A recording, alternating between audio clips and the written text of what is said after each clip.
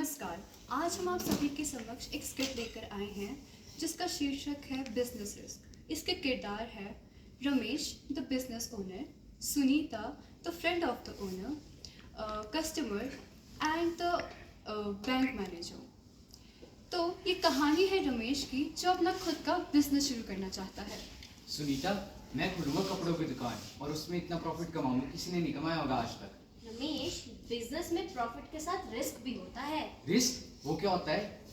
Risk का मतलब है पॉसिबिलिटी ऑफ इनएडिक्वेट प्रॉफिट और loss due to uncertainties.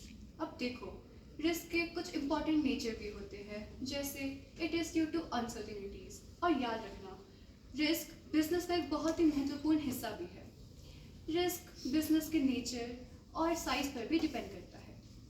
It means no risk no profit. Exactly. अब रमेश ने अपना बिजनेस तो शुरू कर दिया, लेकिन उसे काफ़ी सारी दिक्कतों का भी सामना करना पड़ा। जैसे भैया ये कितने का है? ये 1800। भैया आपकी प्राइसेस बहुत हाई है, मैं दूसरी शॉप से ले लूंगी। ओ यार, मेरे को पहले ही लॉस हो रहा है, ऊपर से कंपटीशन भी बढ़ता जा रहा है। अब क्या करूंगा? अचानक से शॉर्ट सर्किट हो जाता है और आग लग जाती है।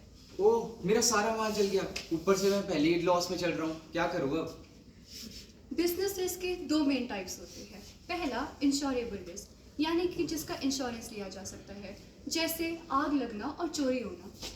टेंशन मत लो, आपको इंश्योरेंस क्लेम मिल जाएगा। दूसरा नॉन इंश्योरेबल रिस्क, यानी कि जिसका इंश्योरेंस नहीं लिया जा सकता, जैसे कंपटीशन की वजह से लॉस होना और मार्केट में बदलाव आना।